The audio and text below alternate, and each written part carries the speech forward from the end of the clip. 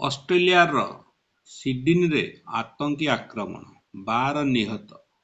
ବିଚ୍ରେ Hanukkah ଉତ୍ସବ ବେଳେ ଗୁଳିମାଡ଼, 29 ଆହତ। ଜଣେ ଆତଙ୍କୀ ନିପାତ, ମୋଦିଙ୍କ ଦୃଢ଼ ନିନ୍ଦା। ଭାରତରେ ୟହୁଦୀଙ୍କ ସୁରକ୍ଷା ବଢ଼ାଗଲା।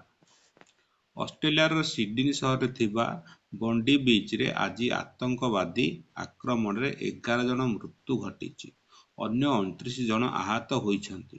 ଆହତଙ୍କ ମଧ୍ୟରେ 2 ଜଣ ପୁଲିସ ଅଧିକାରୀ ଅଛନ୍ତି। ଅନ୍ୟପକ୍ଷରେ ପୁଲିସ ଗୁଳିରେ ଜଣେ ଆତଙ୍କବାଦୀ ନିପାତ ହୋଇଛି ଏବଂ ଅନ୍ୟ ଜଣେ ଗୁରୁତର ଆହତ ହୋଇ ଧରାପଡ଼ିଛି। ଆଜି ୟହୁଦୀଙ୍କ 8 ଦିନିଆ ଆଲୋକର ପର୍ବ ହନୁକା ଉତ୍ସବରେ ପ୍ରଥମ ଦିନ ଥିଲା। ସେଥିପାଇଁ ସ୍ଥାନୀୟ ସମୟ 6:30 ବଣ୍ଡି ବେଳାଭୂମିରେ 1000ରୁ ଅଧିକ ୟହୁଦୀ ସମ୍ପ୍ରଦାୟ ଲୋକ ଏକାଠି ହୋଇ ଉତ୍ସବ ପାଳୁଥିଲେ। ଏହି ସମୟରେ 2 ଜଣ ଆତଙ୍କୀ ସେଠାରେ ପହଞ୍ଚିଥିଲେ। ଜଣେ କଳା ସାର୍ଟ ଓ କଳା ପ୍ୟାଣ୍ଟ ପିନ୍ଧିଥିଲା ବେଳେ ଅନ୍ୟ ଜଣକ କଳା ସାର୍ଟ ସହ ଧଳା ପ୍ୟାଣ୍ଟ ପିନ୍ଧିଥିଲା। ସେମାନେ ହଠାତ୍ ଲୋକଙ୍କ ଉପରକୁ ଆଖିବୁଜା ଗୁଳିମାଡ଼ କରିଥିଲେ। ଫଳରେ ଖୁସିର ପରିବେଶ ଥିବା ବେଳାଭୂମି ରକ୍ତରଞ୍ଜିତ ହୋଇଯାଇଥିଲା। ଚାରିଆଡ଼େ ମୃତଦେହ ପଡ଼ି ରହିଥିଲା।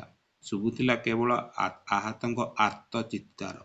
ଆତଙ୍କିତ ଲୋକମାନେ ଜୀବନ ବଚାଇବାକୁ ସୁରକ୍ଷିତ ସ୍ଥାନକୁ ଦୌଡ଼ିବାରେ ଲାଗିଲେ।